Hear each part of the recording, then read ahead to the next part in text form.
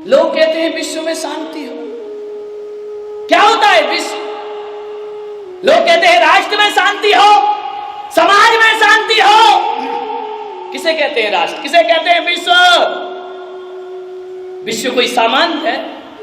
विश्व कोई पदार्थ है? ध्यान रखना, एक एक आदमी विश्व हुआ करता है, एक एक आदमी राष्ट्र हुआ करता है।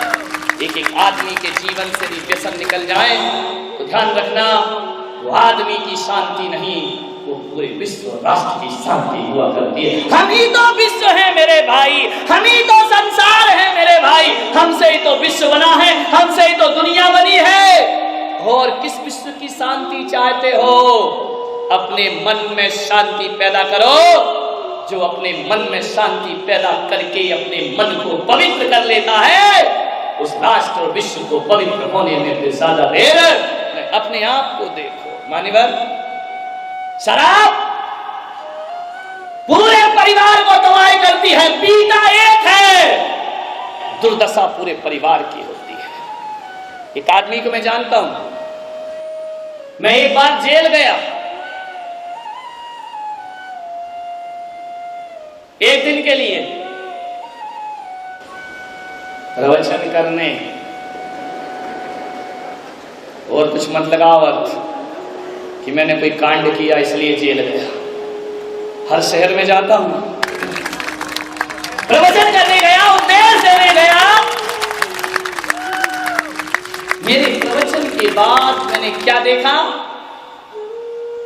कि एक कैदी एक पेड़ के नीचे बैठा आंसू लुढ़का रहा है।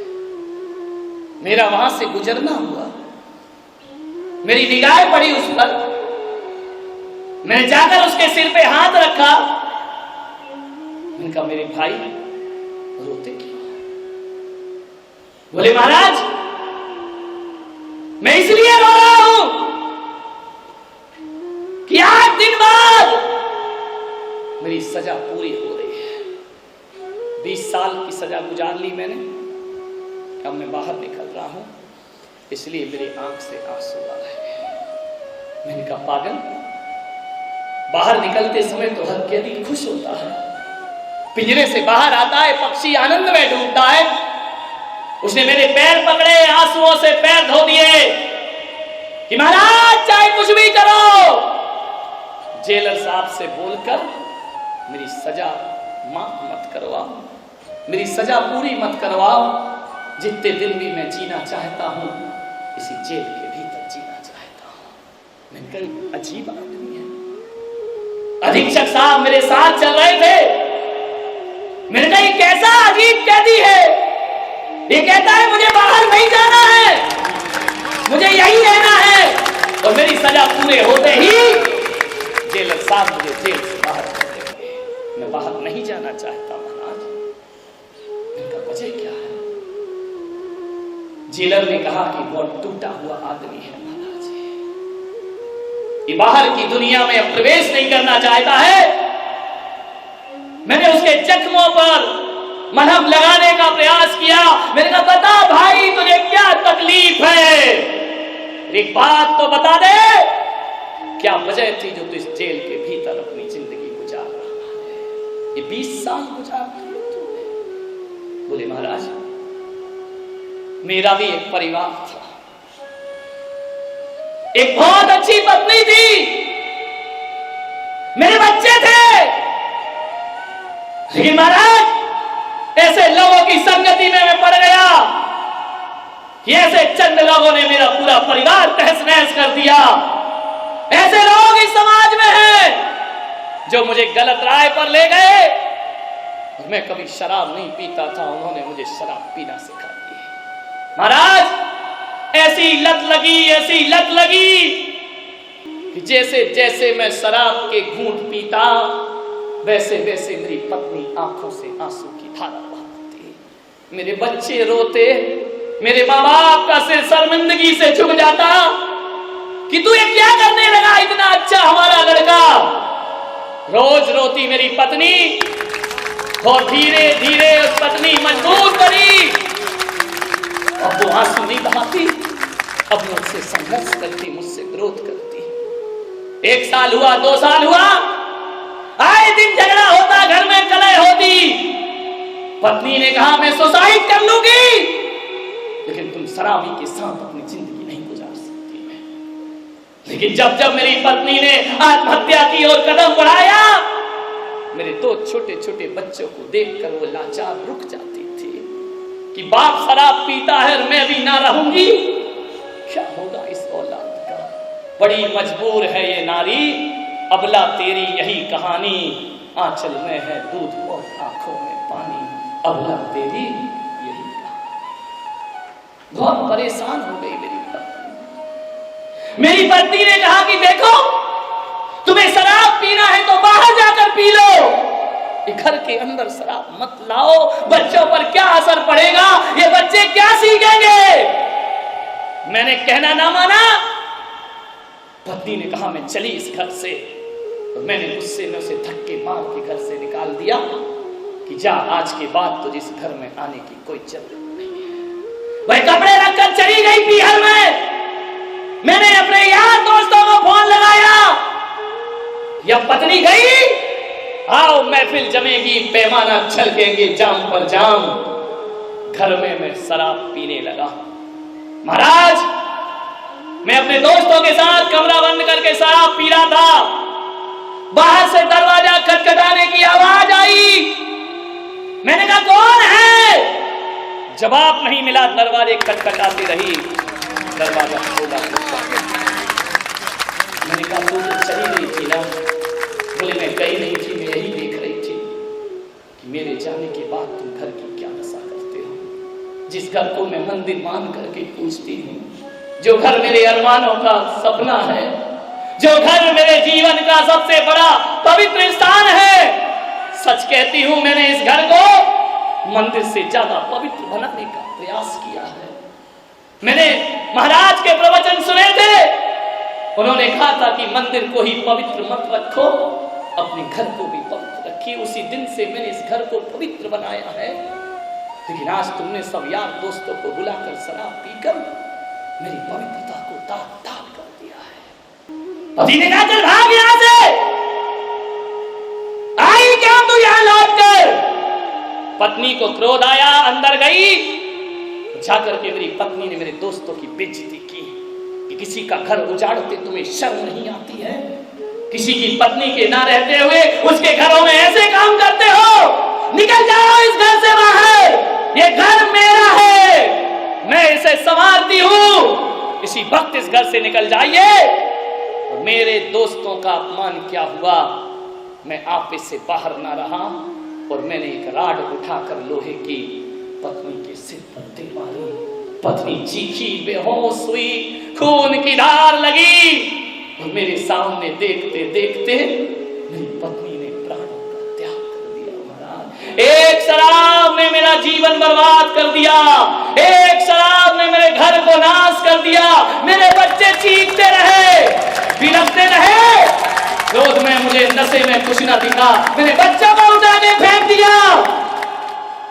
पत्नी का संस्कार हुआ, पुलिस आई, हथकड़ी डालकर मुझे ले गई। हत्या के आरोप में बच्चों को अनाथ आश्रम में डाल दिया गया। सोचिए मान्यवर, एक बोतल का थोड़ा सा शौक एक नशे ने कैसा हंसता खेलता कर उजाड़ के रख दिया।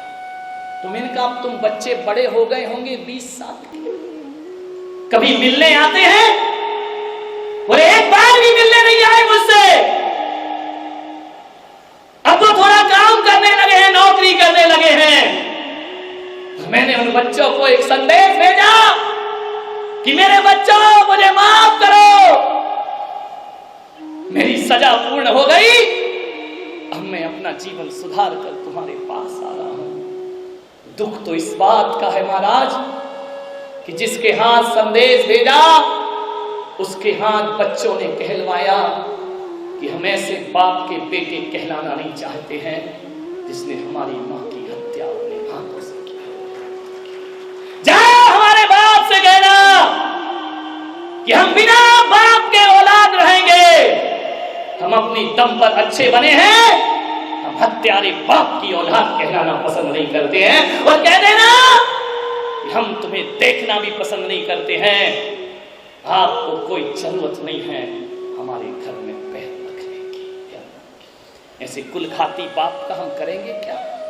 और जब बाप की जरूरत थी तब बाप जेल चला गया, और जब 20 साल के हो गए तब ये बाप को याद आया कि मेरी औलाद है। अरे ऐसे निकम्मे बापों से हमें कोई मतलब नहीं है, ध्यान रखिए। मान्यवर, आप शराब पीते हैं, नशा करते हैं, इसे कोई किससे कहानी मत समझो। उसने कहा महाराज अब मैं बाहर निकल के क्या करूंगा? 20 साल से निकम्मा बैठा हूं। औलाद ने कहा हम तुम्हारा मुंह भी देखना पसंद नहीं करेंगे, एक कृपा करा दो महाराज, मेरी सजा बढ़वा दो। और सजा नहीं बढ़ती है तब तो जीने की तमन्ना ही खत्म हो गई है। बाहर जाके करूंगा क्या? किसके घर जाऊंगा? कौन मुझे इज्जत देगा? कौन इस हत्यारे को अपने घर में रखेगा? मुझे फांसी की सजा दिलवा दो महाराज, मैं जीना नहीं चाहता। मान्यवर, एक नशा जीवन को किस तरह से बर्बाद करता है। अरे हम तो साधारण लोग हैं, यदि व्यसन की लत पांडवों को भी लग जाती है तो द्रौपदी भी दांव पर हाथ दी जाती है, ध्यान रखना है। मान्यवर, इतना बुरा होता है नशा व्यसन। कोई द्वारिका में यदि यादव लोग शराब पी लेते हैं तो दीपायन मुनि के द्वारा पूरी द्वारिका भस्म कर दी जाती है, ध्यान रखिए। मान्यवर, नशे से बचने का प्रयास करो, मत बढ़ावा दो, रोकथाम करिए इसकी। आप माँ बाप हैं, यदि आप अपने कोई नशा नहीं करो तो बच्चों पर भी ध्यान रखो कि उनके हाथ में कोई भी नशा नहीं आना चाहिए। जिंदगी को बर्बाद करती है ये शराब। शराब शब्द में 3 अक्षर है, शाम, राम, सा का अर्थ होता है जो सराती है, रा का अर्थ होता है जो रुलाती है, बा का अर्थ होता है जो जिंदगी को बर्बाद कर जाती है। वो दुनिया में शराब कहलाया करती है। मान्यवर, शराब का जन्म भी सड़ने से होता है, तो शराब का अंत भी सड़ने से होता है। शराब जब पैदा होती है अंगूर को सड़ना पड़ता है, तो शराब जब बन जाती है ना तो जो निर्मत खूब सड़ता है जो बोतल को अपने कारण से लगाया करता है। मान्यवर, सीसी में रखा गंगा जल हजारों वर्ष में भी खराब नहीं होता, लेकिन मुंह में रखा शराब का एक गंदा जल पूरे जीवन को अपवित्र कर दिया करता है। जिसका जन्म सड़ने से, जिसका अंत सड़ने से है, शराब को हमें छोड़। डायोजनीज एक बहुत बड़ा दार्शनिक हुआ, वह भारत आया, उसके स्वागत में शराब परोसी गई।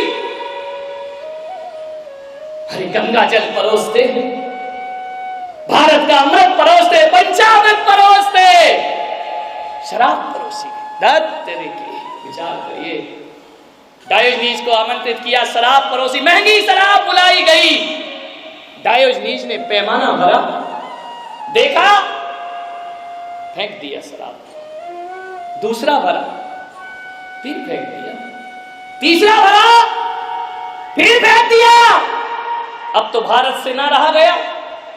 भारत ने कहा इतनी महंगी शराब आप जमीन पर फेंक रहे हैं, कोई गंदगी है क्या इसमें? डायोजनीज मुस्कुराया, बोले पूछते हो इसमें गंदगी है क्या? अरे ये बताओ इसमें अच्छाई कौन सी है जो तुम गंदगी की बात करते हो? अरे बोले कोई मक्खी गिर गई क्या? कोई कीड़ा गिर गया क्या? बोले मक्खी कीड़ा गिर जाती तो भी चल जाता। तो उन्होंने कहा कि आपको ये शराब नहीं पीना तो मत पिए, लेकिन इसे मिट्टी में क्यों मिला रहे हो? डायोजनीज ने कहा यदि इस शराब को मैं मिट्टी में नहीं मिलाऊंगा तो ये शराब तुम्हारे भारत को मिट्टी में मिला करके रख देगी। और मैं ये चाहता हूं कि शराब दुनिया को मिट्टी में मिलाए, उससे पहले हमें शराब को मिट्टी में मिला देना चाहिए। रोज रोज ये बोतल का तूफान आ रहा है। उड़ीसा में चक्रवात आया, पूरे देश में हो हल्ला मच गया। गुजरात में भूकंप आया, सारा देश स्तब्ध रह गया। राजस्थान में सूखा पड़ा, सारे देश के माथे पर चिंता की लकीरें आ गई। मान्यवर, उड़ीसा का तूफान रोज रोज तो नहीं आता, गुजरात में भूकंप हर साल तो नहीं आता, उस पर पूरे देश में हो हल्ला मच जाता है, संसद गूंज उठती है, विधानसभा गूंज उठती है, पार्लियामेंट में आवाजें बुलंद हो जाती है। मैं कहता हूं कि जो कभी कभार बरसों में एक आध बार आता हो, 10 साल 20 साल में, उसमें पूरी संसद गूंज उठती है। ये बोतल का तूफान हो जाता है, चिंचपाट क्यों नहीं होती है मेरे भाई? कोई आवाज नहीं उठा करती है, बिल्कुल चुप्पी साध करके बैठ जाया करते हैं। मान्यवर, आप याद रखिए, ये बोतल का तूफान बंद बोतल में आता है, बड़ा मीठा जहर है मेरे भाई। पीता एक है और नशा पूरे परिवार को चढ़ा करता है, दशा पूरे परिवार की। बड़ा मीठा जहर है ये शराब, घूंट घूंट में मौत खुली है, ध्यान रखना। तुम्हारी ही मौत नहीं खुली है, परिवार की मौत खुली है, बच्चों की मौत खुली है, माँ बाप की मौत खुली है, प्रतिष्ठा की मौत खुली है, इज्जत की मौत खुली है। घूंट घूंट में मौत को पिया करते हो तुम। मान्यवर, इसके खिलाफ आवाज उठना चाहिए।